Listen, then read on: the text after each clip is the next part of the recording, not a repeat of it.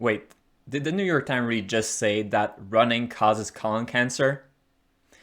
In a recent article published on August 19, the New York Times discussed the relationship between long-distance running, such as marathon and ultramarathon, and the risk of colon cancer.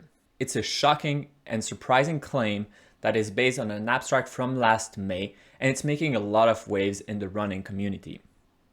But what should we really make of this? Is this just the media doing their usual thing, trying to sell papers and being very alarmist? Or is there more to it?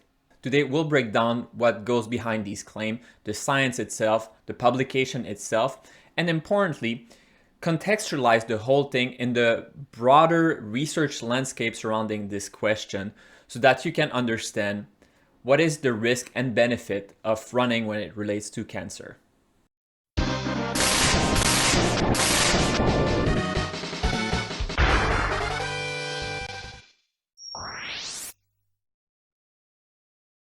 Hi, Simon here. Welcome to my channel. On my channel, I provide tips that can help you have your own running adventure based on my experience as an ultra runner. People on this channel mostly know me as an ultra runner, but I'm also a PhD with a background in research and clinical research, so I think I have the perfect background and expertise to discuss the abstract that the New York Times is referring to, discussing the merits, discussing what you can conclude and what you cannot conclude from the study. And spoiler alert, I don't think anyone is saying that you shouldn't be running, but let's dive into this. The New York Times article was published on August 19 and reports the finding of Dr. Cannon. The New York Times article, the title is quite provocative and a little bit misaligned with the study itself, but the title is "Are Marathon and Extreme Running Linked to Colon Cancer?" And there's a lot to unpack here, but it's interesting to note that they don't say that they are linked, they're asking questions.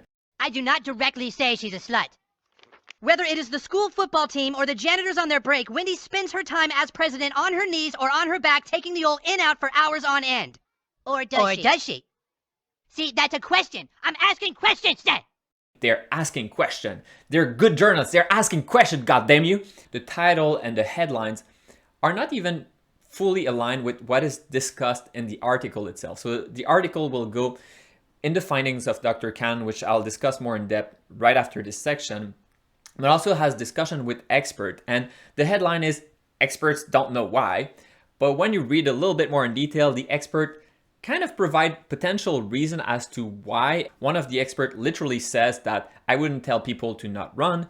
The other expert says that the study has important limitation and lists some of these limitations. Sometimes when you see headlines that are very provocative and refer to science, sometimes it's good to look into the science itself instead of blindly trusting journalists, because journalists, they need to sell paper, and to sell paper you need to make a big splash. So your title and your headline sometimes will be slightly misleading, or are they? So instead of focusing too much on the New York Times article, let's look into the science itself. Let's look into the clinical study, and I'll be your guide here to understand what the study says and what it doesn't say. The research was from Dr. Cannon, and the study is a relatively simple design where they recruited 100 marathon and ultramarathon runner and did colonoscopy. The goal of the colonoscopy, which is the gold standard when it comes to diagnostic and screening for colon cancer, was to detect adenomas and advanced adenomas. So it's not colon cancer, it's a precancerous lesion that could eventually lead to cancer. So already you can see that the title of the New York Times article was not about advanced adenomas, it was about colon cancer. And of course there's a relationship between the two, but that's already extrapolating beyond what the study was looking at, which was advanced adenomas. And what Dr. Cannon and his colleague found was that in 15% of these runners, they detect advanced adenomas. That's also an important mention here. It's not compared to anything. They have 15%. Is that a lot? Is that little? And normally in a study like that, what you would do is that you would have maybe 100 runners, you would look in colonoscopy, and then you would compare that to 100 non-runner. Even in plain English, you can understand that 15%, is that more or less? Then what? And the study does not have a then what. So the then what that they use is then expected, then what is literature. And the abstract itself they cite a 1.2% expectation, but doing a little bit of research, and even the New York Times article points toward 4 to 6% being most likely what you would expect in a patient population of similar age. And you have patient population of similar age that would go as far as 12%. So you can already see that the baseline is really hard to define. There's a spread. Yes, we would expect 4 to 6%, but some patient population will have up to 12%. And in this study, they have 15% as the middle value, but because of the sampling size and the potential distribution and variability, the confidence interval is actually a spread between 8% and 22%, which is much less alarming than saying 15% compared to 1%. It's 8 to 22% compared to 4 to 6. What are the limitations of this specific trial? And unfortunately, this specific trial has a lot of limitation. And being a scientist myself, I can say and empathize with Dr. Cannon. There's no research that are perfect, and you have limited resource. And I'll go through some of these biggest limitations. It's not exhaustive, but some of the major ones that really put things into context. The first limitation is just the study size. It's 100 patients. Understandable, colonoscopy is something that is quite invasive. It's not easy to do. So it's already a pretty interesting study that they have 100 patients. But the sample size paired with the fact that there is a lot of variability in what you would expect in these findings. When it comes to research and clinical research, you always talk about statistical plan. In this case, there's no statistical plan. It's a descriptive study in a specific patient population. But what you would want to say, or what you would want to demonstrate, is long distance running related to colon cancer? And what you would need for that is to compare two groups. You compare two groups, and you have to have sufficient number of patients to be able to say that statistically there is a difference between these two groups, which relates to the second biggest issue, which is that there are no control groups. And control groups can be very tricky to identify what would be the appropriate control group.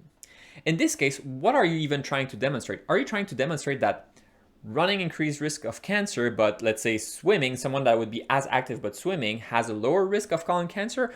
Or is the theory that endurance sports, so cycling, long distance running, triathlete, maybe even long distance swimming, all of these increase the risk of colon cancer? Therefore, your control group, as opposed to being a group that is physically active, would be a group of people that are age matched but are not physically active. Because this baseline of your control group is everything.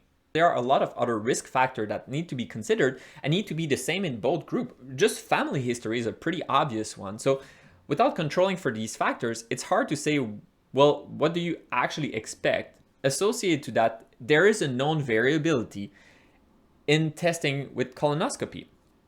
When you do a colonoscopy, you have what we call a false negative, which is you do the colonoscopy, there were precancerous lesion in there, but the doctor did not find these lesions. And doing some research, there's a publication that is quite interesting where they looked into what it is if you take two physicians doing the same exact with the same patient, is it matching 100% of the time their conclusion? And they saw that there was a difference of 9 to 10%, which is a fair difference. And it means that just the base rate that you're comparing, it would need to be done with the same physician. Maybe Dr. Cannon is very good at detecting these lesions, and that would increase the rate of positive that he's observing. It's not being malicious. If anything, that's him doing his job very well and detecting these lesions. Another interesting limitation that you hear a lot is that association and causation are not the same. You can have situation where there is a relationship between running and colon cancer, but is it because running is causing colon cancer? Not necessarily. And one of the experts in the New York Times article kind of points toward that in a what I would describe somewhat clumsy way. But there are other potential explanations where you could have an association between the two, but not because one is causing the other. Editing Simon here. I have two honorable mentions that I wanted to add before diving any deeper. The first one is that the nature of experimental science and clinical science means there's a lot of variability. From study to study, you will almost never find exactly the same thing, but you will see overall trends. And that's why it's important to have external independent studies that will confirm the findings that you find in one study and then another. And a way to achieve that sometimes is asking the question slightly differently. We'll talk about epidemiology study, but you could look at ultra runner, but then you could look at long distance or endurance cycling, you could look at triathlon, you could look at long distance skiing. And the question is somewhat similar, but with a different cohort. And if you see the same trend or the same results in all of these studies, that's very much reinforcing the results that you're seeing, the observation that you have. When you have just one independent study, especially when it's very small, and especially when it disagrees with the body of evidence, it's hard to trust that result, because even if you had a control group and you had statistical analysis and you are comparing two groups, usually the alpha error, it's just a statistical term where you calculate the p-value or the probability that the results, the difference that you see between two groups, it can be attributed to just luck or bad luck or randomness. And usually the threshold that we have in clinical study is 5%, meaning that one out of 20 study, even with statistical plan, even with statistical analysis, can be attributed the finding simply to randomness. In this case, we don't even have that. So we cannot even say what would be, the risk of alpha error, but there is one. And that's something that is important to not lose track of. So independent confirmation would be very important here. We're not even talking about p hacking and these sorts of things. There's no p, but that's an obvious consideration that you need to think about. Finally, the last piece is that the gold standard when it comes to clinical study is what we call double blind. Double blind would mean that you have randomization in your group, which group you belong to. Of course, a study like that cannot be randomized. The ultra runner knows that they're ultra runner, but it's double blind, meaning that also the investigator should be blinded to which group this specific patient or subject belongs to. In this case, there's no control group, so the study is not blind, and indirectly that creates a bias where the researcher, their theory is that there will be an increase or a high rate of adenomas there. Does it increase the likelihood of finding these adenomas to be a little bit more thorough in your research because you expect to see something? So having those colonoscopy be done blindly, where the colonoscopist doesn't know if the patient or subject is part of the runner group or is part of the control group. So what can we take away from the study and what cannot we take away from the study?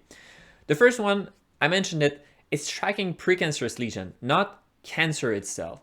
So it's already a stretch to say that there's more colon cancer in runners. The study does not say that.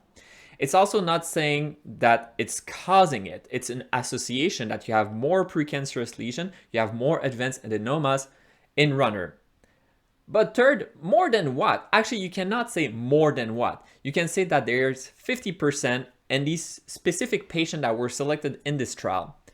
More than cannot really be concluded because there are no control group. The last piece is that because of the sample size, it's really difficult to make any correlation between intensity, duration, how many years have they been running. The study is not powered for that. So of course, it's easy to point out at the limitation of what can the study not say, but there are things that you can say from this study.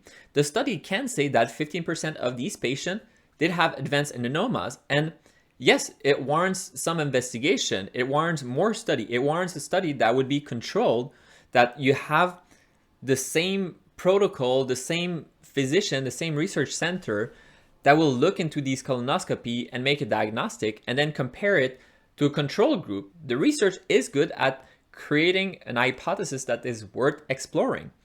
I'm sure that Dr. Cannon will write a grant and will hopefully get funding to dive a little deeper into that. No research is perfect, and the body of information that we have of data is just ever growing. And the study is able to say that, well, hold on a minute, there's 15% of my patients that are ultra runner and have advanced adenomas. That's a little surprising. Let's look into that. And that's where the study itself is interesting. Any study, any research, any findings is never in isolation. You always need the context to understand the implication of the trial. And in this specific case, there's a lot of knowledge that has been accumulated through the years as to what is the impact of running when it comes to the risk of cardiovascular disease and cancer. And that's what I want to talk a little bit about, which unfortunately, I feel that the New York Times article kind of totally disregarded, and that is a little bit upsetting. So a way to address the question, is running and long distance running and fitness related to cancer? Epidemiologic study. These studies are not interventional, and it's about collecting information from patients over a very long period of time. You have a large cohort of people really, and then you will track information like what is their running habit, what is their exercise habit, and what has been diagnostic that have happened through times. Not just colon cancer, but it will be any type of cancer. It will be cardiovascular disease. It will be just life expectancy.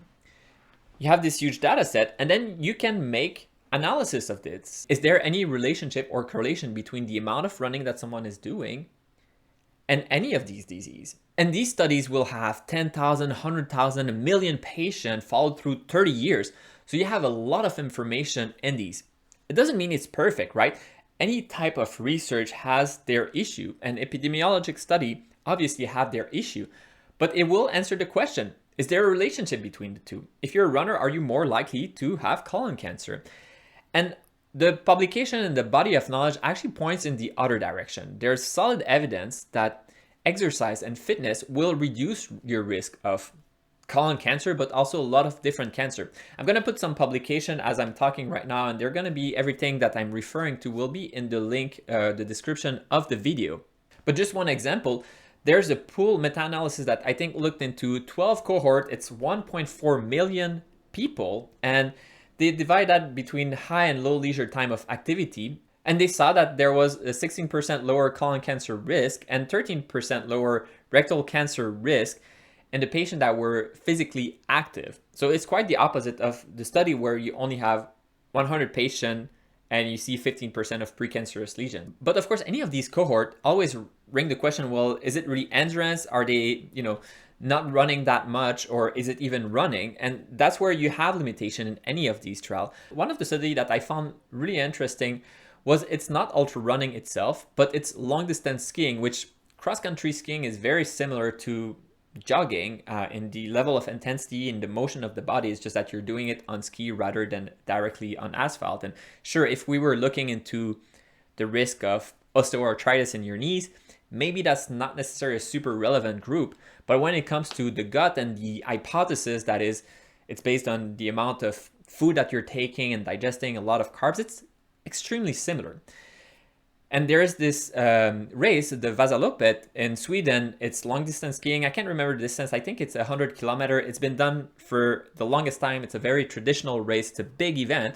And what they found was that there was 19% lower risk of colorectal cancer in participant of the race compared to a control group. So that's also quite interesting, and is pointing towards the direction of endurance sports seems to be protective for these types of cancer.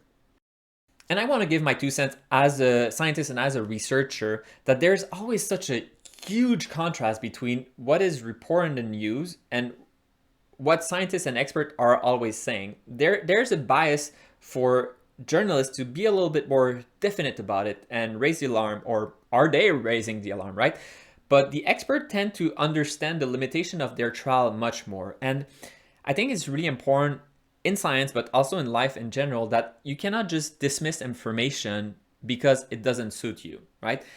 And one of the issues that I have is that it seems to be very dismissive of this whole body of information of epidemiology study that kind of answers fairly strongly if there is a relationship between endurance sport and risk of cancer. So dismissing that is not great. It's not good science. At the same time, that goes both ways.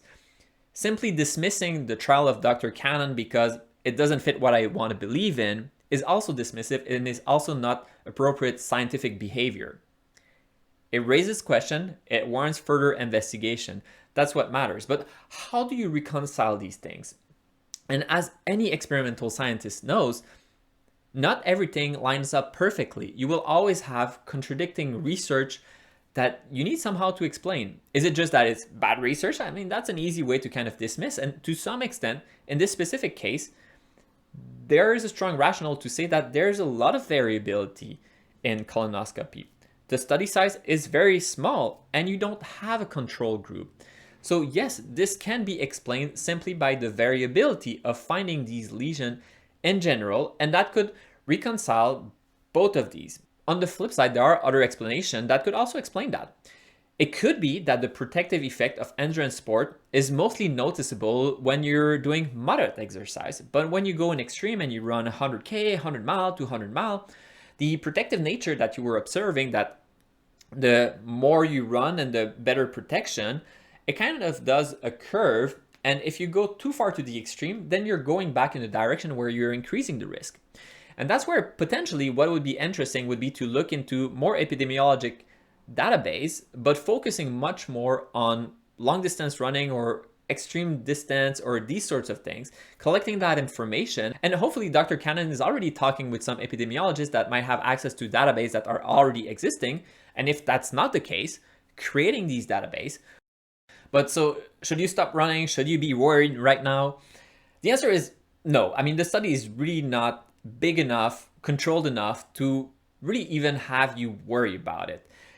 There's an overwhelming body of evidence of the benefit of long distance running. That being said, regardless of that, regardless of if you're at an increased risk or not as an ultra runner of colon cancer or other health issues, regardless of if you're a runner or not, you can have colon cancer. You're not immune to these things because you're running. And I think it's important, and it's a key message of my channel, is that you should listen to yourself. You should listen to your body. Yeah, sometimes I'll say, yeah, blood coming out of your ass. By the way, what I mean by that is that I'm chafing. So it's not out of my ass, but the surrounding. If you see blood in your stool, go see a doctor. If you see blood when you're peeing, go see a doctor. Don't ignore these signs that something is very wrong and could be hiding something that's much more important. You want to detect these things. Don't just carry the boat and ignore signs that something is terribly wrong right now. See a doctor. Blood in your stool is a definite sign that you should see a doctor. And just, public safety announcement for like 2 seconds. Blood in your stool is not necessarily bright red. Bright red would most likely be kind of at the surface almost, but if the lesion would be a little deeper, it might look a little bit more like coffee bean. So if you see something that's, not normal like that, you should really talk to your physician. The last piece is regardless if you're a runner or not, regardless if running increase or not, the risk of these cancer, screening are important. Detecting cancer early is one of the most critical things to minimize the impact of these diseases. And there are screening guidelines that are very important that I would recommend anyone follows that will be based on your age and other risk factor. And the only point of this study is, should running be a risk factor? Right now, there's not enough information to say that, but it doesn't change the fact that you should follow guidelines when it comes to screening.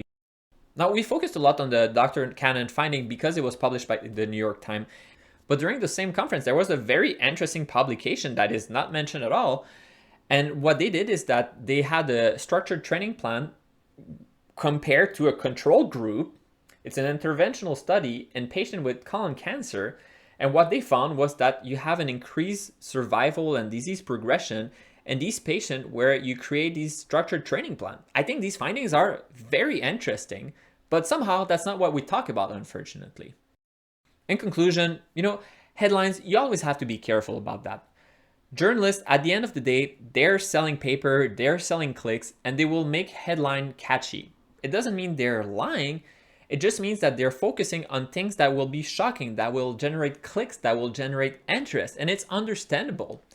Sometimes you have to be careful. Sometimes you have to dig a little deeper to understand what's actually going on here. And that's why we looked into Dr. Cannon's abstract and look into it with a critical eye. It doesn't mean that the research is bad. It doesn't mean that we should dismiss it, but we shouldn't overextend the conclusion that you can make from such study.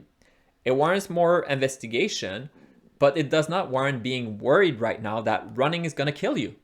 If anything, based on the literature that exists, the overwhelming body of evidence says quite the opposite. Running is good for you. You should keep running. But that's the thing with science. Science does not necessarily have definite answer, and we always have to collect more information, collect more data, look into question, and there's no definite answer.